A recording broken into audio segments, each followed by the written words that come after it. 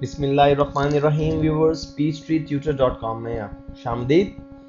Viewers, अब तक हम अपने पीचट्री अकाउंटिंग सॉफ्टवेयर में बहुत सी बेसिक चीज़ों को एंटर करना सीख चुके हैं। मसलन हम देख चुके हैं अपना चार्ट ऑफ अकाउंट हमने किस तरह से मेंटेन करना है, और हम ये देख चुके हैं कि हमें अपनी कंपनी का सेटअप कैसे क्रिएट करना है, और इसके साथ साथ अपने वेंडर्स, अपने डेटर्स और अपनी इन्वेंट्री आइटम्स की डिफॉल्ट्स को हमने किस तरह से सेट करना है।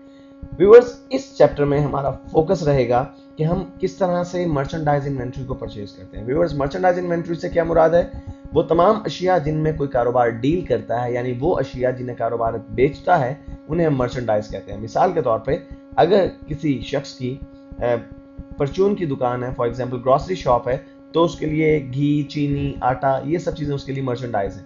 अगर किसी शख्स की फर्नीचर की शॉप है, फर्नीचर शोरूम है, तो उसके लिए चेयर्स, टेबल्स और सोफा सेट्स, ये सब उसके लिए मर्चेंडाइज है। तो व्यूअर्स, हम चूंकि एक ऐसे कारोबार का अकाउंट मेंटेन करने वाले हैं पीचट्री अकाउंटिंग फर्म में, जो कि कंप्यूटर से रिलेटेड है, कंप्यूटर्स के पार्ट सेल करते हैं, कंप्यूटर सेल करते हैं, तो हमारी इन्वेंट्री डेफिनेटली कंसिस्ट करेगी, मुश्तमिल होगी आपकी कंप्यूटर के एलिमेंट्स पर।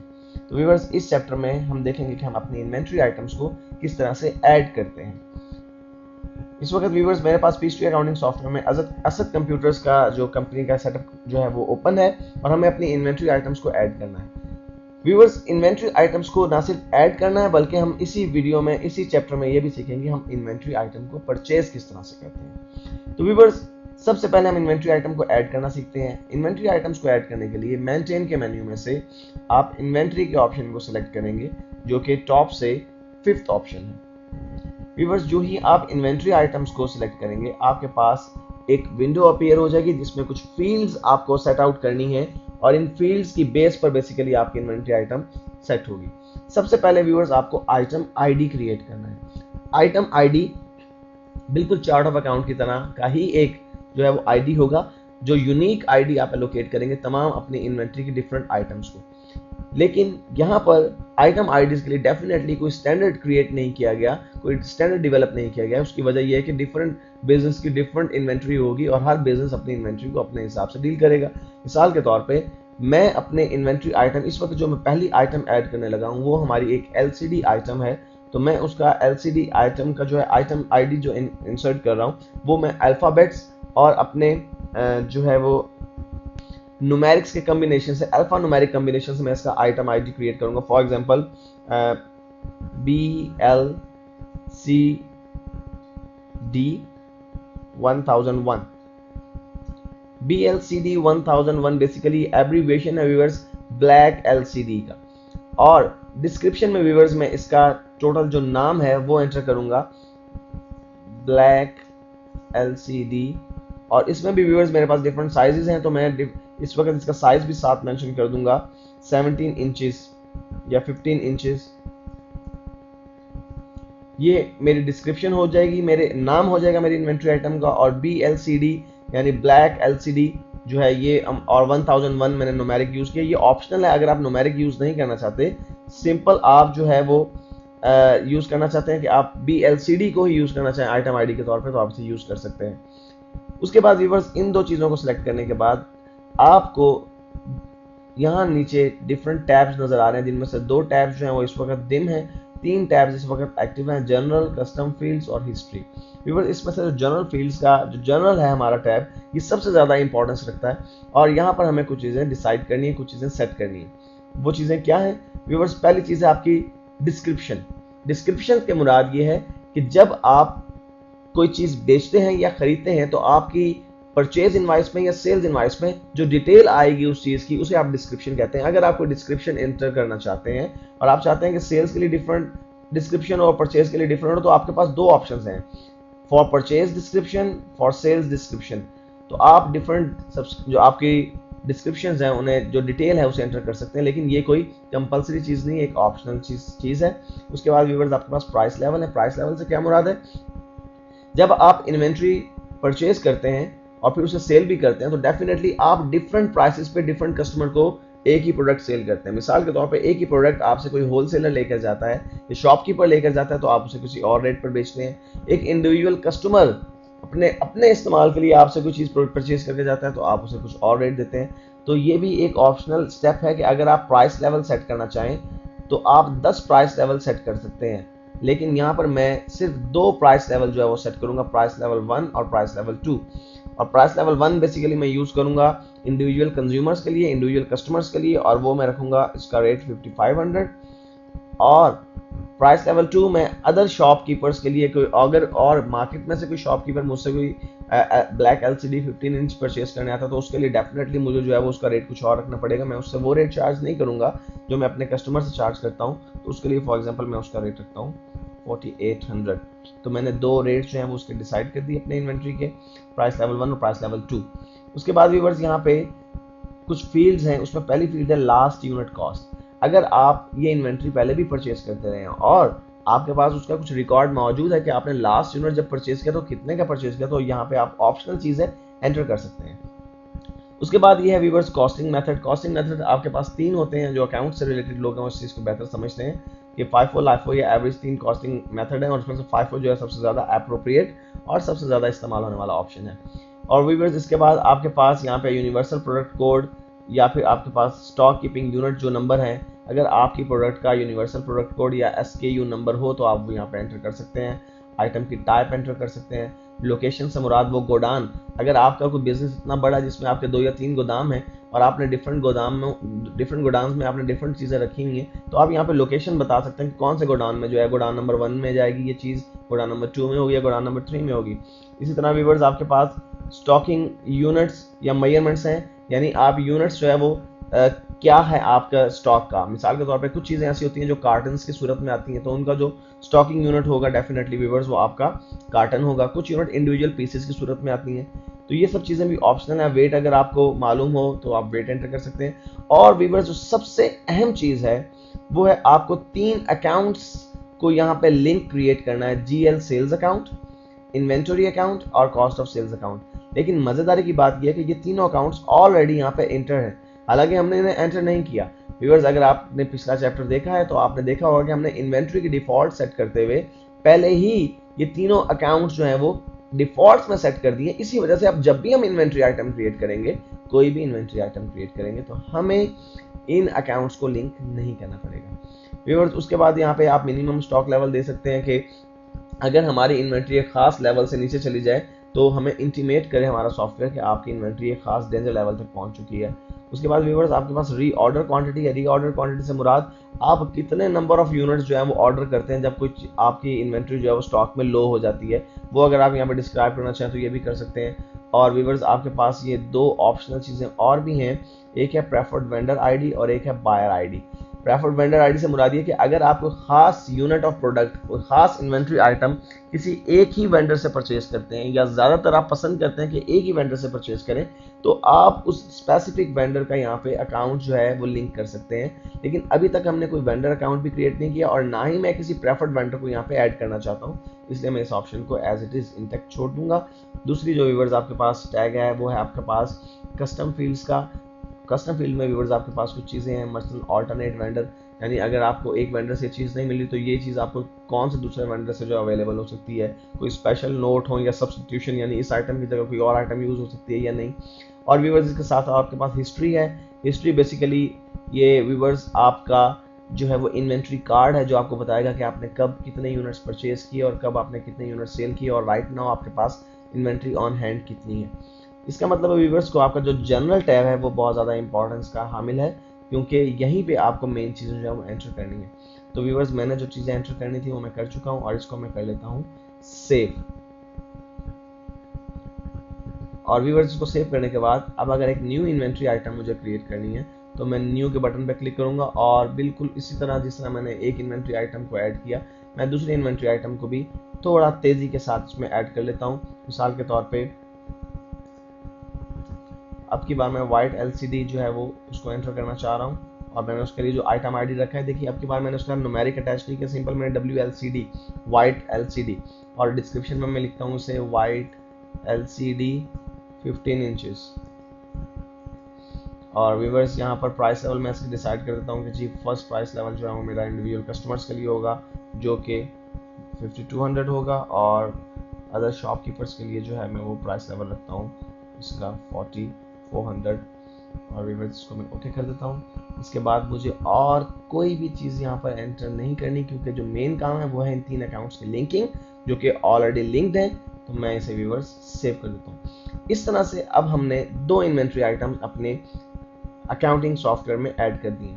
व्यूअर्स नेक्स्ट काम है हमें इन्वेंट्री परचेज करनी, लेकिन हम इन्वेंट्री उस वक्त तक परचेज नहीं कर सकते जब तक हम अपने वेंडर्स को क्रिएट ना करने। हमने अभी तक अपने वेंडर्स की लिस्ट क्रिएट नहीं की, तो हमें अपनी वेंडर की लिस्ट क्रिएट करनी है। तो उसके लिए व्यूअर्स मैं मेंटेन के मेन्यू में से वेंडर के ऑप्शन को सिलेक्ट करता हूं, जो कि टॉप से सेकंड ऑप्शन है। बिल्कुल उसी तरह जिस तरह से आपने इन्वेंट्री आइटम्स ऐड की हैं, आपको वेंडर आईडी, उसका नाम और उसके कुछ कॉन्टैक्ट डिटेल्स वगैरह जो है वो एंटर करनी है। तो हम देखते हैं कि हम अपने वेंडर को किस तरह से ऐड करते हैं। फॉर एग्जांपल यहाँ पे मैं एक वेंडर लिख रहा हूँ, फ्रेंड्स कंप्यूटर्स, और उसका वेंडर आईडी और वेंडर नेम अगर आप चाहें तो एक भी रख सकते हैं, अगर आप चाहें तो डिफरेंट भी रख सकते हैं। मैं वेंडर आईडी और वेंडर नेम दोनों सिमिलर रखना चाहता हूं, तो मैं सिमिलर ही वेंडर आईडी और वेंडर नेम रख रहा हूं इसका। व्यूअर्स यहाँ पे जनरल टैब में आपको उसकी कॉन्टैक्ट इन्फॉर्मेशन देनी है कि अगर आपके पास उसका कोई कॉन्टैक्ट नंबर है, लेट्स से कि हमारे पास उसका एक नंबर मौजूद है, तो हम वो फिक्टिशियस नंबर एंटर कर देते हैं। उसके बाद व्यूअर्स कॉन्टैक्ट में व्यूअर्स हमें बेसिकली उस पर्सन का नाम लिखना है जिस शख्स से हम कॉन्टैक्ट करते हैं। तो यहाँ पे हम किसी का नाम लिखते हैं, फॉर एग्जांपल मिस्टर अजहर, और अकाउंट नंबर अगर उसका कोई बैंक अकाउंट है और आपके पास उसका नंबर है, उसका बैंक अकाउंट की डिटेल है, तो आप एंटर कर सकते हैं। उसके बाद एड्रेस आप उसका एंटर कर सकते हैं, for example Hafeez plaza Lahore, और व्यूअर्स इसी तरह आप बाकी डिटेल जो है वो एंटर कर सकते हैं। ये सब चीज़ें ऑप्शनल हैं, ज़रूरी नहीं है। और उसके बाद व्यूअर्स आपके पास 1099 टाइप है। बेसिकली ये 1099 से क्या मुराद है, ये व्यूअर्स आपका मैं जैसे पहले आपसे डिस्कस कर चुका हूँ कि पीएचडी एक अमेरिकन बेस्ड सॉफ्टवेयर है, तो 1099 वहाँ की एक लॉ की जो है वो आप कह सकते हैं एडहेरेंस है, या लॉ को पूरा करने की एक ज़रूरत है, लेकिन वो हम यहाँ पर इस्तेमाल नहीं कर सकते। टेलीफोन नंबर आपके पास अगर उसका हो तो आप टेलीफोन नंबर एंटर कर सकते हैं। यहाँ पर मैं एक फिक्टिशियस नंबर जो है वो एंटर कर रहा हूँ। और व्यूअर्स इसी तरह फैक्स और ईमेल और वेबसाइट को भी आप जो है वो सिलेक्ट कर सकते हैं। उसके बाद परचेज डिटेल, व्यूअर्स इसमें आप देखिए परचेज डिटेल में 2 चीज़ें हैं आपके पास। पहली है परचेज रिप्रेजेंटेटर और दूसरा है परचेज अकाउंट। बहुत से बिजनेस ऐसे होते हैं जिन्होंने अपने परचेजर रखे हुए होते हैं। इस सूरत में आप सम टाइम कुछ परचेजर्स को ये टास्क दे देते हैं कि एक स्पेसिफाइड इन्वेंट्री सिर्फ आपने परचेज करनी है। तो उस सूरत में आप या किसी खास वेंडर से आपने डील करना है, तो उस सूरत में आप कोई प्रेफर्ड वेंडर आपका जो रिप्रेजेंटेटर है उसको यहाँ लिंक कर सकते हैं कि फ्रेंड्स कंप्यूटर से जब भी डील करेगा ये शख्स डील करेगा, ताकि बाद में रिकंसिलिएशन करने में प्रॉब्लम ना हो। लेकिन ये एक ऑप्शनल चीज़ है व्यूअर्स। जो इंपॉर्टेंट चीज़ है वो है आपके परचेज अकाउंट की लिंकिंग, क्योंकि जब आप फ्रेंड्स कंप्यूटर से इन्वेंट्री परचेज करते हैं तो डेफिनेटली आपका परचेज अकाउंट इफेक्ट होगा, लेकिन वो ऑलरेडी यहाँ पे लिंक्ड है। उसकी वजह है कि हमने इन वेंडर्स की सेटिंग करते वक्त डिफॉल्ट सेटिंग में इन परचेज अकाउंट की इन्फॉर्मेशन एंटर कर दी थी। उसके बाद व्यूअर्स आपके पास शिपमेंट मेथड है। शिपमेंट मेथड आपके पास चंद एक शिपमेंट मेथड है, वाया एयरबोर्न, कोरियर। आप किस तरह से चीज़ें मंगवाते हैं, तो हम कोरियर के जरिए चीज़ें इससे परचेज करते हैं। वो कोरियर के जरिए लाहौर से हमें मुल्तान तक चीज़ें भेजता है। और टर्म्स व्यूअर्स आपके पास 210 and 30, ये जो बेसिक टर्म है, अगर आप चेंज करना चाहें इस टर्म को यहाँ पे भी चेंज कर सकते हैं। यहाँ यूज स्टैंडर्ड टर्म लिखा हुआ है, आप इसको अगर अनचेक कर दें तो आप अपनी मर्जी की टर्म यहाँ पर डिसाइड कर सकते हैं, लेकिन मैं इसे स्टैंडर्ड टर्म के तौर पर ही एक्सेप्ट करता हूँ। और फिर व्यूअर्स कस्टम फील्ड, यानी ये ऑप्शनल फील्ड हैं जो उस वक्त हम डिफॉल्ट बनाते वक्त आपको नजर आ रही होंगी कि ऑप्शनल फील्ड जो थी चंद एक, हम इसे अपनी मर्जी की ऑप्शनल फील्ड जो है वो डाल सकते हैं। और हिस्ट्री डेफिनेटली ये हिस्ट्री शो करेगी कि हमने इस वेंडर से, एक स्पेसिफाइड वेंडर से कब कब कितनी मर्चेंडाइज परचेज की और कितनी कीमत पर परचेज की। और व्यूअर्स इसके बाद मैं इसे सेव कर देता हूँ। जो ही मैंने इसे सेव किया, अब हमारी वेंडर्स लिस्ट में एक वेंडर फ्रेंड्स कंप्यूटर के नाम से ऐड हो चुका है। व्यूअर्स अब जो काम हमने करना था वो हम कर चुके हैं। इसका मतलब अब हम इस पोजीशन में आ चुके हैं कि हम अब अपनी इन्वेंट्री को परचेज कर सकते हैं, क्योंकि इन्वेंट्री को परचेज करने के लिए 2 चीज़ों का होना ज़रूरी था। एक आपके इन्वेंट्री आइटम्स का ऐड होना और दूसरा आपके वेंडर्स का ऐड होना जिनसे आप इन्वेंट्री परचेज करते हैं। व्यूअर्स पीएचडी में परचेजिंग के लिए 2 प्रोसीजर्स अडॉप्ट किए जाते हैं। एक प्रोसीजर डायरेक्ट प्रोसीजर है और दूसरा है परचेज ऑर्डर का प्रोसीजर। डायरेक्ट प्रोसीजर से मुराद ये प्रोसीजर कि आप सिंपली जो है वो मर्चेंडाइज परचेज करते हैं और जब वो मर्चेंडाइज आप तक पहुंच जाती है तो उन्हें आप अपने सिस्टम में ऐड कर देते हैं, जैसा कि ज्यादातर बिजनेसेस में किया जाता है। लेकिन कुछ बिजनेस ऐसे भी होते हैं जब वो किसी चीज को खरीदने के लिए वेंडर को ऑर्डर प्लेस करते हैं तो उस ऑर्डर को भी रिकॉर्ड करते हैं अपने पास, और फिर जब वो चीज़ें रिसीव हो जाती हैं तो उसी ऑर्डर के अगेंस्ट फिर उसको रिकॉर्ड कर लेते हैं कि ये हमारे पास इन्वेंट्री जो है वो एक्चुअली रिसीव होगी। लेकिन ये एक ऑप्शनल चीज़ है व्यूवर्स, आप परचेज ऑर्डर को अगर यूज़ करना चाहें तो कर सकते हैं, अगर ना करना चाहें तो कंपल्शन नहीं है। उसके बगैर भी पीचट्री इंतहाई खूबसूरती से आपकी इन्वेंट्री को भी मेंटेन करेगा और आपके वेंडर्स के साथ भी डील करेगा। तो व्यूअर्स अब हमें करना है कि हमें अपनी इन्वेंट्री को परचेज करना है, और इन्वेंट्री को परचेज करने के लिए हमारे पास कौन कौन से ऑप्शन मौजूद हैं। व्यूअर्स पीचट्री के अंदर एक ही काम को परफॉर्म करने के लिए आपके पास बहुत सारे तरीके हैं। मिसाल के तौर पर जब आपको इन्वेंट्री परचेज करनी है तो इन्वेंट्री को परचेज करने के लिए आप टास्क के मेन्यू में से परचेज या रिसीव इन्वेंट्री का ऑप्शन आपके पास मौजूद है, जिसे आप सिलेक्ट करके परचेज रिसीव इन्वेंट्री, अगर आप परचेज ऑर्डर प्लेस करना चाहते हैं पहले तो आप परचेज ऑर्डर भी प्लेस कर सकते हैं, लेकिन अगर आप डायरेक्टली चाहते हैं कि इन्वेंट्री परचेज कर ली गई और उसे हम रिकॉर्ड करना चाहते हैं तो हम इस ऑप्शन को क्लिक करेंगे। जो ही आप इस ऑप्शन को क्लिक करेंगे हमारे पास एक फॉर्म अपीयर हो जाएगा जिसके जरिए हम इन्वेंट्री को परचेज करते हैं। लेकिन मैं इस फॉर्म को फिलहाल क्लोज कर रहा हूँ क्योंकि मैं आपको सेकंड ऑप्शन में दिखाना चाहता हूँ कि अगर आप इन्वेंट्री को परचेज करना चाहते हैं तो सिर्फ यही एक तरीका नहीं है जिसके जरिए आप इन्वेंट्री परचेज कर सकते हैं।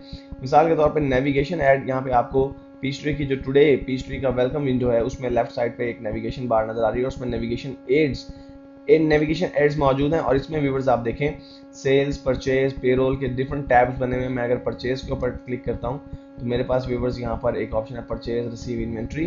तो मुझे अगर इन्वेंट्री परचेज करनी है या वो डायरेक्टली मेरे पास आ गई है तो मैं यहाँ से भी उसी ऑप्शन पर जंप करके जा सकता हूँ।